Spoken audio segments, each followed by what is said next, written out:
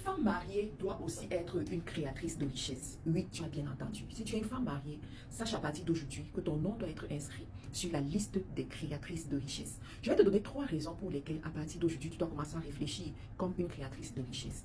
En tant que créatrice de richesse, tu vas apprendre ce qu'on appelle la planification.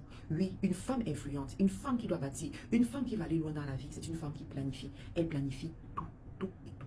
Moi, avant de me marier, je me suis assise pour planifier quel genre de famille je veux bâtir, quel genre de dynastie je veux bâtir. Parce que quand on parle de dynastie, ça veut dire que c'est une suite même après toi. Et j'ai travaillé pour voir. C'est-à-dire que j'ai fait une introspection pour voir, pour ce genre de dynastie que je veux bâtir, quel est le style d'homme qui peut supporter ça. Quel est le caractère de l'homme avec qui je dois m'associer pour pouvoir y aller. Ça, c'est la planification. Et quand j'ai vu, je me suis posé la question de savoir quel est le type de famille, comment on doit se comporter dans cette famille. J'ai travaillé, j'ai étudié tout ça. Et c'est ce que je suis en train de suivre jusqu'aujourd'hui. Et par la grâce de Dieu, ça porte son résultat. Donc, tu dois être une planificatrice. Tu dois savoir qu'est-ce que tu veux enfanter dans 5 ans, dans 10 ans, dans 30 ans. Et même quand tu sélectionnes des activités que tu vas faire, le type de business que tu dois faire, c'est par rapport à ça. C'est pas pour rien que je suis pas allée déposer un CV quelque part quand je suis arrivée au Canada. Tout le monde le faisait. Beaucoup de gens m'ont donné les conseils de le faire. Mais je ne l'ai pas fait. Pourquoi? Parce que j'avais mon plan. J'avais une planification, même avant de mettre les pieds au Canada, parce que je crois que ce n'est pas le pays qui fait un être humain, mais c'est l'être humain qui fait le pays. Ce n'est pas le Canada qui vient me bénir, c'est moi qui viens bénir le Canada. C'est une autre dimension, ma chère. C'est une autre dimension, c'est une autre dimension. Donc, ça c'est la première des choses. La deuxième des choses, tu dois être une femme travailleuse. Quand je vois une femme paresseuse qui se réveille à certaines heures indues, je comprends qu'elle ne sait pas où elle va. Elle ne sait pas où elle va et elle ne sait même pas aussi quel est le prix à payer pour arriver là où elle va. Tu dois être une femme travailleuse pour pouvoir bâtir des entreprises. Parce que ce que tu ne sais pas, c'est que dans l'entrepreneuriat, il y a plusieurs niveaux. Il y a le premier niveau qui est le niveau bonbon, le deuxième niveau qui est le niveau du rejet. L'entrepreneuriat va d'abord te rejeter. Ah oui, ça va bien te rejeter. Les périodes où tu perds de l'argent, tu n'as pas les clients, on te vole la marchandise, tout ça, c'est la période de rejet. D'accord? C'est une période. Quand tu traverses cette période, ça, tu montres que tu es un dur, tu es une dure. Hein? Maintenant, tu rentres dans la période où tu commences à récolter, où tu commences à t'étendre. C'est la période, en fait, la plus glorieuse, en fait. Tu vas voir, tu auras l'impression que les choses coulent d'elles-mêmes. Mais c'est parce que tu as d'abord traversé un désert, d'accord?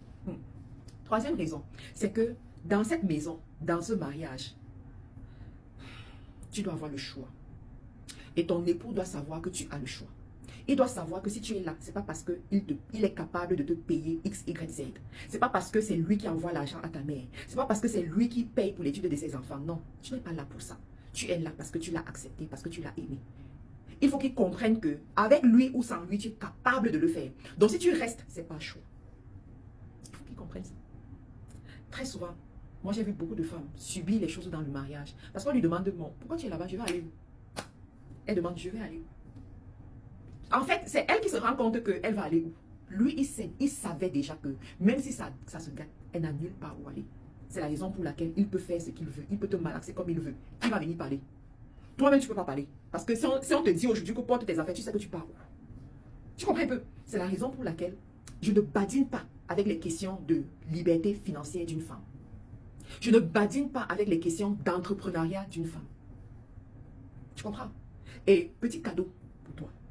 La femme sage est celle qui bâtit un héritage pour les enfants de ses enfants. Ça, c'est la femme sage. J'ai vu les femmes de l'Afrique de l'Ouest anglophones. Lorsque leurs filles vont en mariage, tu sais ce qu'elles leur donnent pour cadeau? Les biens immobiliers. Pendant que nous autres, on apporte les marmites, on apporte les assiettes qui sont dans 100 000 maisons, la même dans 100 000 maisons, elles apportent les biens immobiliers. Elles ont acheté les maisons, elles ont acheté les terrains. C'est ça qu'elles donnent en cadeau à leurs enfants. Ça, c'est le style de femme auquel j'aspire, auquel toi aussi tu dois aspirer. Tu comprends ce que je veux dire? Donc, voilà, abonne-toi sur cette page parce qu'on parlera de ça, on parlera aussi de beauté. Je vais te montrer comment, en tant que femme, tu prends soin de toi. Parce qu'une femme prend soin d'elle. D'accord? Lorsqu'on te voit, on doit ressentir le sérieux que tu incarnes à travers ta présentation physique. D'accord? Donc, abonne-toi, c'est totalement gratuit et on va faire chemin ensemble. À très bientôt.